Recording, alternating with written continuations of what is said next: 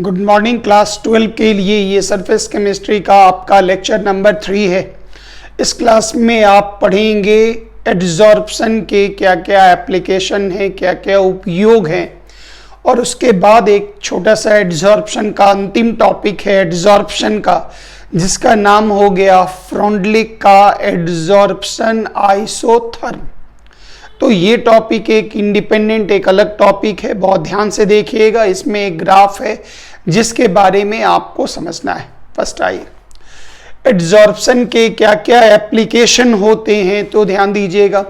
जब कभी भी हमको वैक्यूम क्रिएट करना होता या कहीं पर भी गैस को रिमूव करना होता तो हम उसमें सिलिका जेल डाल देते, या फिर और भी कई सब्सटेंस है एड्जॉर्बेंट, उनकी भूमिका होती। जितने भी गैस या पदार्थ हैं उनको वो अपने अंदर एड्जॉर्ब कर लेता, सोख लेता है। तो वैक्यूम बनाने में एड्जॉर्प्शन का उपयोग है। जहाँ कहीं भी आप एंटी टेररिज्म वाले जो आप कमांडो वगैरह होते हैं उनको देखेंगे तो वो पूरा गैस मास्क पहने होते, उनके आगे जगह पर एड्जॉर्बेंट या एक्टिवेटेड चारकोल होते, उसकी भूमिका होती जहरीली गैस को अपने अंदर में एड्जॉर्ब कर लेना, अपने अंदर रख लेना, जिसके कारण पॉइजन का असर वहाँ तक नहीं पहुँचता है। माइनिंग में भी जो लोग खुदाई में जाते हैं वहाँ भी एड्जॉर्प्शन की भूमिका है, क्योंकि जो जहरीली गैसें निकलती हैं उस जहरीली गैस से रक्षा करने में ये बहुत उपयोगी होता है। उसके अलावा आप आइए तो चीनी को साफ करने में, तो जब कभी भी ईख को, गन्ना को एकदम क्रश करके उसका रस निकाला गया, फिर उसको प्रोसेसिंग में डाल के शुद्ध किया गया, फिर गाढ़ा किया गया, तो उसमें थोड़ा ब्राउनिश, थोड़ा भूरा जैसा कलर होता। उस कलर को रिमूव करने के लिए उस गाढ़े रस को, उस चाशनी को, आप समझ लीजिए गाढ़े घोल को एक्टिवेटेड चारकोल से पास करवाया जाता। चारकोल के ऊपर से प्रवाहित करने पर वो गंदगियों को, उसके अंदर जो गंदगियां हैं, ब्राउनिश कलर है, भूरा रंग है, उसको अंदर अपने अंदर वो एड्जॉर्ब कर लेता, अधिशोषित कर लेता, जिसके कारण चीनी के जो पूरे सॉल्यूशन हो गए, जो पूरे रस हो गए, वो पूरा साफ हो जाता और हमें साफ चीनी की प्राप्ति होती है। इसके अलावा हार्ड वाटर में जो भी हार्डनेस के लिए जिम्मेदार हो गए, क्लोराइड, सल्फेट वगैरह, उनको भी रिमूव करके ये अपने अंदर एड्जॉर्ब करके पानी को सॉफ्ट बनाता, मुलायम बनाता है। ह्यूमिडिटी कंट्रोल, जहाँ पर नमी ज़्यादा होती, उस नमी को हटाने में भी एड्जॉर्प्शन की बहुत भूमिका है, क्योंकि जो हम एड्जॉर्बेंट, जिस पदार्थ को डालेंगे, सिलिका जेल वगैरह, वो नमी को अपने अंदर सोख लेता, जिसके कारण नमी वहाँ से रिमूव हो जाती, हट जाती।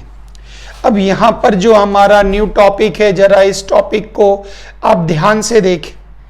एक वर्ड आएगा, नाम होगा एक्सटेंट ऑफ एड्जॉर्प्शन। इस शब्द का मतलब हो गया एड्जॉर्प्शन का स्तर, एड्जॉर्प्शन का लेवल, मतलब कितना एड्जॉर्प्शन हुआ। मान लेते हैं ये सतह हमारा है एड्जॉर्बेंट। एड्जॉर्बेंट मतलब हिंदी में अधिशोषक कहलाएगा। तो मान लेते हैं ये सरफेस हमारा है एड्जॉर्बेंट, और इस एड्जॉर्बेंट के मास को हम मान लेते हैं 100 ग्राम। इसको हमने मान लिया 100 ग्राम। इस सरफेस, इस सतह का वजन आप मान ले 100 ग्राम। अब हमें इस पर एड्जॉर्प्शन कराना है, तो जब इस सरफेस पर आप किसी छोटे छोटे पार्टिकल को, मॉलिक्यूल्स को जैसे ही आप जोड़ेंगे, सतह पर जब आप पार्टिकल को, मॉलिक्यूल को जैसे ही आप इस पर जोड़ेंगे, तो जोड़ देने के बाद आप सीधा कह सकते हैं अब इसका वजन बढ़ जाएगा, इसका भार बढ़ जाएगा। तो मान लेते हैं ये वो पदार्थ है, इसको हम नाम देंगे एड्जॉर्बेट, अधिशोष्य। तो ये हो गया एड्जॉर्बेट, मतलब जो पदार्थ सतह से जुड़ता है। तो जैसे ही ये पदार्थ सतह से जुड़ गया तो जुड़ जाने के कारण मान लेते हैं इस सतह का अब वजन हो गया 105 ग्राम। इसका मतलब हम सीधा कह सकते हैं इस पर जुड़ने वाले पदार्थ का वजन कितना हो गया, तो जुड़ने वाले पदार्थ का वजन हो गया 105 माइनस 100 इज इक्वल टू 500। मतलब ये थ्योरी क्या मिला, गौर करिएगा। इस सतह का मास को हमने मान लिया, एड्सॉर्बेंट के मास को मान लिया इज इक्वल टू m, तो एड्सॉर्बेंट का मास हो गया m। इस पर जो पदार्थ जुड़ा उसका मास निकला 5 ग्राम, उसको हमने मान लिया x, उसको मान लिया x। तो ये जो x बाई m है यही बताता है कितना एड्सॉर्प्शन हुआ। इसकी व्याख्या x बाई m ही बताता है। इसी को हम लोग नाम देते एक्सटेंट ऑफ एड्सॉर्प्शन। हम इसको पूरा डिटेल समझाते हैं, जरा ध्यान से आप इस पॉइंट को क्लियरली आप समझने की कोशिश करेंगे। पूरा पॉइंट आप देखते चलें। x हो गया x हो गया एड्सॉर्बेट का मास, अभी तुरंत आपको याद आया, गौर करिएगा। ये हो गया आपका सतह सरफेस, इसका मास कितना था, इसका मास था 100 ग्राम, तो इस m का मास था इज इक्वल टू 100 ग्राम। इस पर कुछ पदार्थ आकर जुड़ गए, चिपक गए, तो जुड़ जाने के कारण इसका मास हम मान लेते हैं 5 ग्राम। तो ये जो x बाई m मिला, मतलब ये हो गया 5/100 इज इक्वल टू 1/20। तो याद रखिएगा ये x बाई m ही बताता है कितना एड्सॉर्प्शन हुआ, ये बताता है। और इसको क्लियर करने दीजिए अगले एग्जाम्पल से, पूरा एकदम बहुत अच्छे से समझ में आ जाएगा आपको पूरी थ्योरी।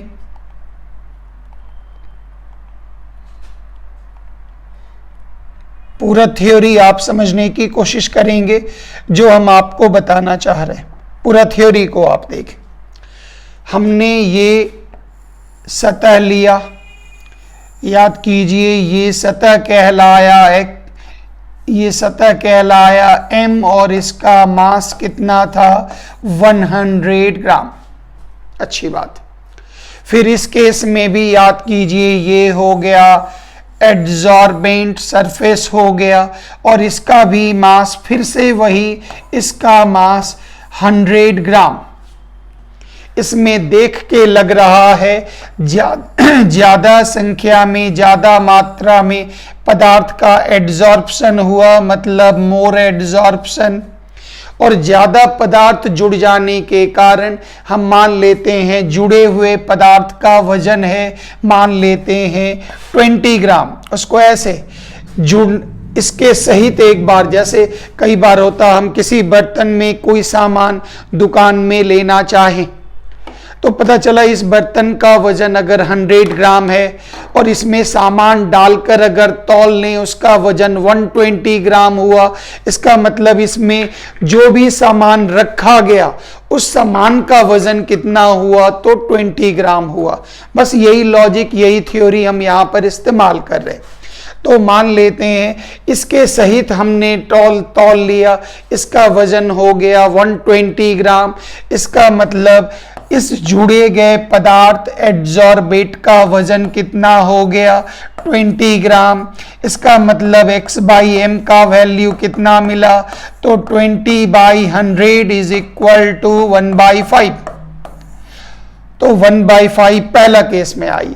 यहां देख के ही लग रहा यहां कम पदार्थ इसमें जुड़े हैं, मतलब कम एड्सॉर्प्शन हुआ है। तो मान लेते हैं इस केस में जुड़े हुए पदार्थ का वजन मान लेते हैं 5 ग्राम हुआ। 5 ग्राम ही पदार्थ जुड़ पाए इस केस में। यहाँ पर 20 ग्राम जुड़ा था, यहाँ पर मात्र 5 ग्राम ही जुड़ पाया। तो इसके लिए अगर आप x बाई एम का मान निकालें तो याद कीजिए 5/100 इज इक्वल टू 1/20। अब दोनों डाटा को लेकर आप ऊपर चलें तो जब ज्यादा एड्जॉर्प्शन हुआ था तो x बाई एम का मान आपको कितना मिला 1/5, और जब कम एड्जॉर्प्शन हुआ था तो x बाई एम का मान आपको कितना मिला इज इक्वल टू 1/20। तो 1/5 और 1/20 में बड़ा कौन? तो याद कीजिए 1/5। 1/20 संख्या आपकी छोटी है, तो थ्योरी क्या मिला? कम एड्जॉर्प्शन होगा तो x बाई एम का मान कम होगा, ज्यादा एड्जॉर्प्शन होगा तो x बाई एम का मान ज्यादा होगा। तो इतना दूर में आप एक छोटा सा वर्ड सीखे, एड्जॉर्प्शन के लेवल, मतलब इस पर कितने पदार्थ जुड़े, उसकी व्याख्या हम लोग x बाई एम से कर लेते। x ये बताता कितने पदार्थ ऊपर में जुड़े हैं, और m ये बताता इस सरफेस का वजन कितना है। अगर x बाई एम का मान ज़्यादा हो जाए मतलब ज़्यादा सब्सटेंस इसमें एड्जॉर्ब हुए, जुड़े, ज़्यादा पदार्थ इसमें जुड़े, संयोग किए, और अगर x बाई एम का कम मान हो जाए इसका मतलब कम पदार्थ इससे जुड़े हैं। तो x बाई एम कुछ नहीं, सिर्फ बताता है सरफेस पर ज्यादा जुड़ेगा तो x बाई एम का मान ज्यादा, कम जुड़ेगा तो x बाई एम का मान कम। नेक्स्ट आइए, अब फ्रॉन्डलिक ने एक एड्जॉर्प्शन का आइसोथर्म मतलब कांस्टेंट टेम्परेचर पर एक ग्राफ खींचा, जिसमें उन्होंने दो चीजों का इस्तेमाल किया। वो एक ये जो प्रेशर के कारण क्या प्रभाव पड़ेगा, और दूसरा कांस्टेंट टेम्परेचर पर प्रेशर की क्या भूमिका होगी एड्जॉर्प्शन में, एड्जॉर्प्शन कम होगा ज़्यादा होगा, इसके लिए उन्होंने एक ग्राफ खींचा। और ये ग्राफ था कांस्टेंट टेम्परेचर पर खींचे गए ग्राफ को हम लोग आइसोथर्म बोलते, इसलिए इस ग्राफ का नाम हो गया फ्रॉन्डलिक, वैज्ञानिक का नाम एड्जॉर्प्शन आइसोथर्म। मतलब हमने इस ग्राफ को कांस्टेंट टेम्परेचर पर खींचा है, इसलिए ये कहलाएगा एड्जॉर्प्शन आइसोथर्म। अब एक एक करके एग्जाम्पल देखिए। इसमें x एक्सिस पर लिया गया, y एक्सिस पर लिया गया। ध्यान से, एक ही ग्राफ में हम पूरी व्याख्या पहले करके समझा रहे, फिर ग्राफ को अलग अलग तीन भागों में बांट रहे।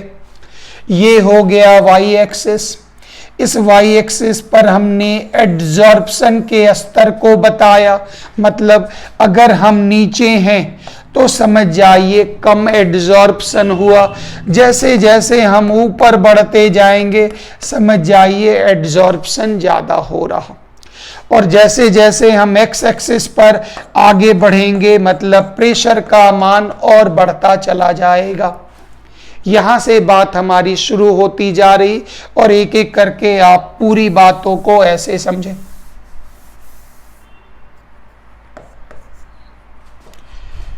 ये एक सिलेंडर लिया गया, इस सिलेंडर का ये एक पिस्टन है, और इस जगह पर समझ लीजिए एक एड्जॉर्बेंट, एक सतह को लिया गया, एड्जॉर्बेंट को लिया गया, सतह को लिया गया। इस जगह पर गैस के मॉलिक्यूल्स हैं, गैस के मॉलिक्यूल्स हैं, और यहां से प्रेशर डाला जा रहा।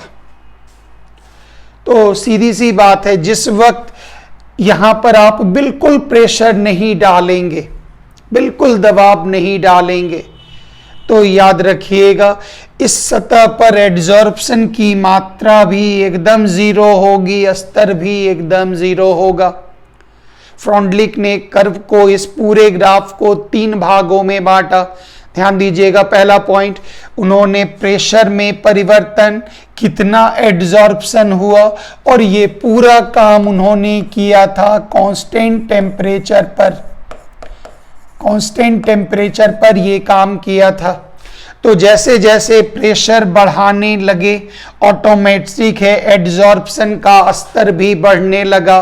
तो ये ग्राफ यहाँ से लेके यहाँ तक एक लेवल तक पहुंचा जिसके लिए था सिंपल थ्योरी था x/m directly proportional to pressure to the power 1।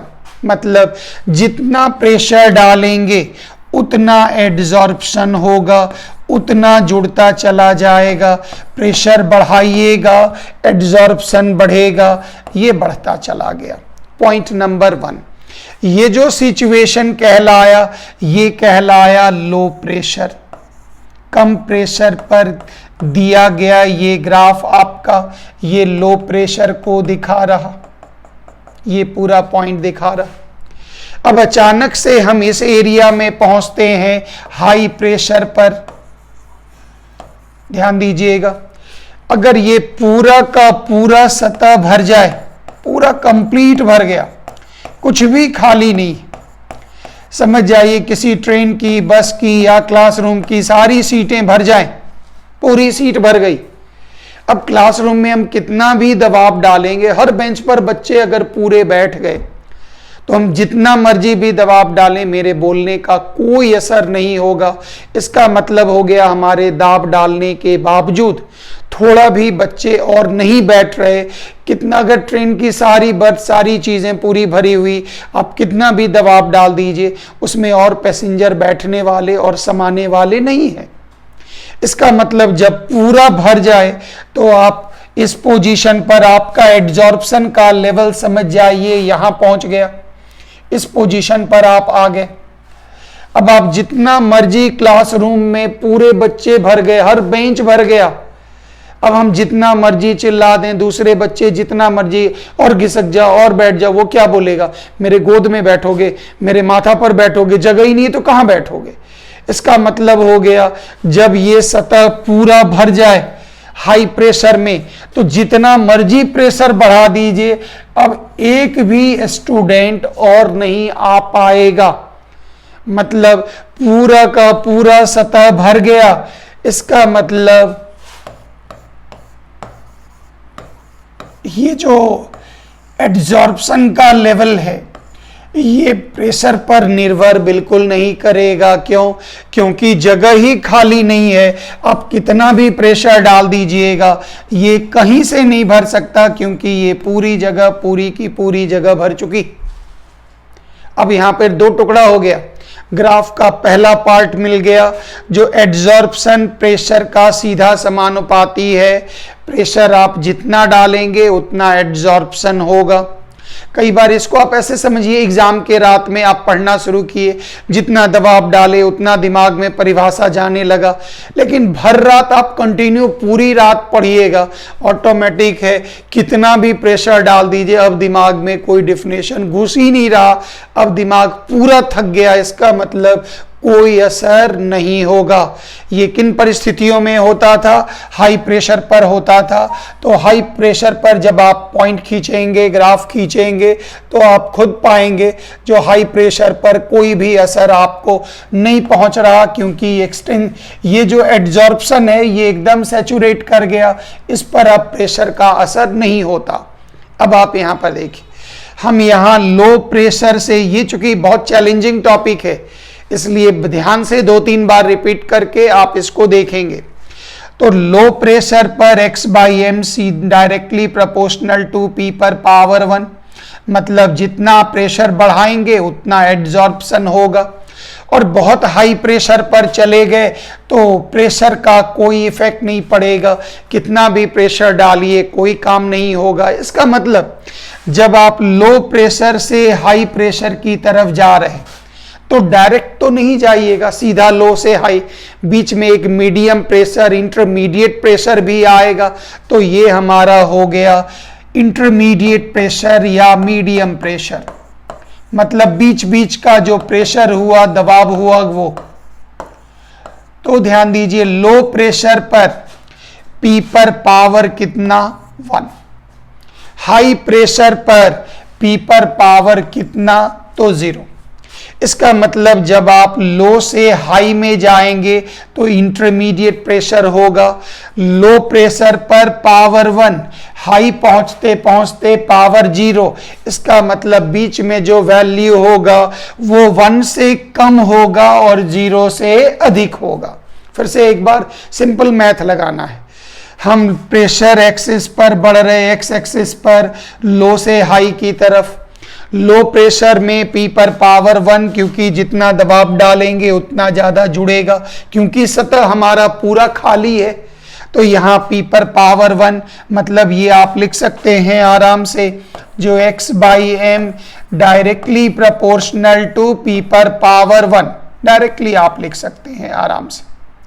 ये लाइन आप यहाँ मिला लीजिए और ये यहाँ से यहाँ मिला लीजिए। ये टुकड़ा, इस पूरे हिस्से को आप यहाँ समझ लीजिए। ये हो गया लो प्रेशर, लो प्रेशर ये हो गया। ये जो एरिया हो गया ये हो गया हाई प्रेशर। तो जब आप लो प्रेशर से हाई प्रेशर जाते हैं तो P पर पावर जो 1 है वो घटते घटते आ जाता P पर पावर 0। इसका मतलब बीच में जो मान होगा वो 1 से कम होगा और 0 से बड़ा होगा। मतलब लिख सकते हैं x/m is directly proportional to P पर पावर 1/n। मतलब ये एक फ्रैक्शन, एक भिन्न में आपको प्राप्त होगा। फिर से एक बार यहाँ पर सिंपल मैथ लगाना है। लो प्रेशर पर P पर पावर 1, हाई प्रेशर पर P पर पावर 0। मतलब 1 घटते घटते कहाँ जा रहा 0। तो इसका मतलब इतना दूर तक वैल्यू 1 है, यहाँ पावर 0 है। मतलब बीच में जो ग्राफ बनेगा वो इस प्रकार का इंटरमीडिएट ग्राफ बनेगा। ये ग्राफ ऐसे बनेगा और इसमें P पर पावर कितना होगा 1/n। इसी 3 टुकड़ा को आपको ग्राफ बना के दिखाना है। एक ही ग्राफ में तीनों टुकड़ा दिखा देना है। फिर इसका वर्णन भी आपको इस प्रकार से करना है। जो जैसे ही आप लो प्रेशर पर चलेंगे तो याद रखिएगा ये सतह पूरा, सरफेस पूरा खाली है। तो आप धीरे से दबाव डालें, कुछ मॉलिक्यूल आकर जुड़ गया, थोड़ा और दबाव डाले, कुछ और मॉलिक्यूल आकर जुड़ गया। ये पूरा बंद बर्तन में होता, हम गैस का पिस्टन डालकर ऊपर नीचे करते तो ऑटोमेटिक है। और हमने दबाव डाला, इसका मतलब x/m मतलब कितना जुड़ा, उसको x/m कहते हैं। एड्जॉर्प्शन का स्तर कितना उस पर जुड़ा। तो ये डायरेक्टली प्रोपोर्शनल टू हटा देंगे तो याद कीजिए एक कांस्टेंट हमने डाल दिया। तो ये ग्राफ बिगनिंग में ऐसे बना, इस प्रकार से बना। और ये जब भी बनेगा ये ग्राफ तो याद रखिएगा ये लो प्रेशर का है और यहाँ पर निकला x/m is directly proportional to P पर power m। x/m is equal to k into P पर पावर 1। ये स्थिति लो प्रेशर की होती थी। अब आप नेक्स्ट आ जाइए अगले पड़ाव पर। इस बार हमने ले लिया, ये कहलाया हाई प्रेशर। ध्यान दीजिएगा, हाई प्रेशर का मतलब ये हो गया, मान लेते हैं हमने प्रेशर डालते डालते पूरा जोड़ दिया, कंप्लीट एकदम पूरा सतह हमने भर दिया, एकदम फुल भर गया, एकदम पूरा एड्जॉर्प्शन हो गया, पूरा सतह भर गया। अब आप जितना मर्जी दबाव डाल दीजिए, क्या दबाव का कोई असर होगा? क्या कोई और एड्जॉर्प्शन होगा? नहीं होगा सर, क्योंकि पूरा सिनेमा हॉल का पूरा सीट भर गया तो आप कहाँ बैठेंगे। ट्रेन की पूरी सीट भर गई, एकदम हाउसफुल हो गया, कहीं जगह नहीं है, क्लासरूम पूरा भर गया। इसका मतलब जितना मर्जी हम दबाव डाल दें इसका कोई असर नहीं होगा। इसका मतलब हो गया x/m directly proportional to P पर पावर 0। और वो ग्राफ इस तरह से आगे बढ़ गए। ये जोन हो गया हाई प्रेशर, ये लाइन यहां खींची और ये लाइन ऐसे पैरेलल जाएगा। मतलब x/m में ना तो वृद्धि हो रही ना कमी हो रही, ये डायरेक्ट जाएगा, इसमें कोई भी और एड्जॉर्प्शन नहीं होगा। ये निकला पॉइंट नंबर 2। अब इसका जो तीसरा पॉइंट कहता है वो ये कहता है, थर्ड पॉइंट आपको ये बोलेगा, जो जब आप इंटरमीडिएट प्रेशर में जाएंगे, बीच में जाएंगे, तो याद कीजिए जब आप लो प्रेशर पर थे तो आप ऐसे थे, जब आप हाई प्रेशर पर थे तो आप इस तरह से पोजीशन में थे। इस पोजीशन में याद होगा x by M is equal to K into P पर पावर 1, के कांस्टेंट है। इस पोजीशन में x by M is equal to K into P पर पावर 0, कोई असर नहीं हो रहा। बीच में जो आपका ग्राफ का नेचर होगा वो होगा x by M directly proportional to, या यहाँ कांस्टेंट डाल दीजिए, इज इक्वल टू के, ये p के ऊपर जो मान देंगे वो 1 से कम, क्योंकि ये 1 घटते घटते कितना हो गया 0, ये 1 से कम होगा और 0 से बड़ा होगा, मतलब यही वो नंबर 1/n, यही ग्राफ को का तीसरा भाग है। तो 3 भाग में बांट करके आपको ग्राफ का वर्णन करना है और वहां से फिर इसका ये रिलेशन आपका बन गया और इसी को सीधा सॉल्व कर देना है, सिंपल काम करना है। x by M is equal to K into P to the power 1/n। अब इसमें दोनों तरफ का log लेना है, तो याद कीजिए log x by M to the base e is equal to, आराम से लिख दीजिए log to the base e K into P to the power 1/n।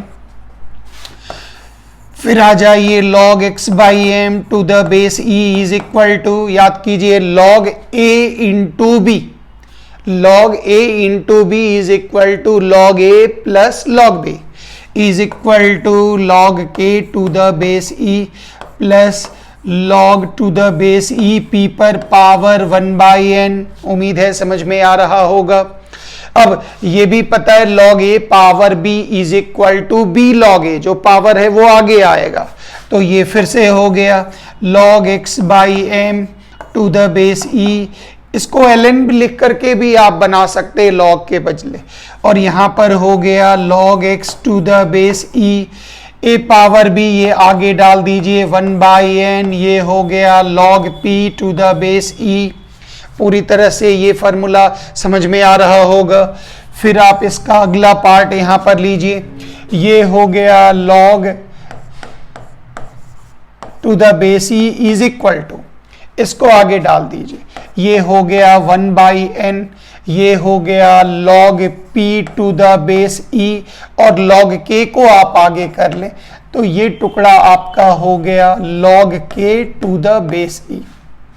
सब लोग सारे विद्यार्थी जानते हैं, जो अगर log x to the base e को मैथ में पढ़े होंगे, अगर हम बेस 10 में बदलें, बेस e को 10 में बदलें तो 2.303 से हम मल्टीप्लाई करते हैं। लॉग में आप मैथ में पढ़े होंगे, क्योंकि ये चीज़ें मैथ में लॉग में दी गई, और नहीं पढ़े तो इतना याद रखिएगा, बेस e को 10 में बदलने के बाद 2.303 से मल्टीप्लाई किया जाता है।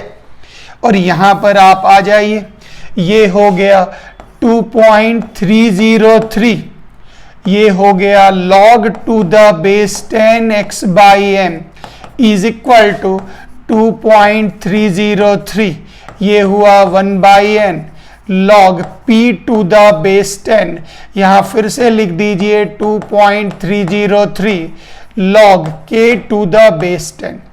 2.3 तीनों में कॉमन है, कैंसिल आउट हो जाएगा, तो आपका बना log x by M to the base 10 is equal to, cancel कर दीजिए 1/n log p to the base 10, फिर हो गया log k to the base 10।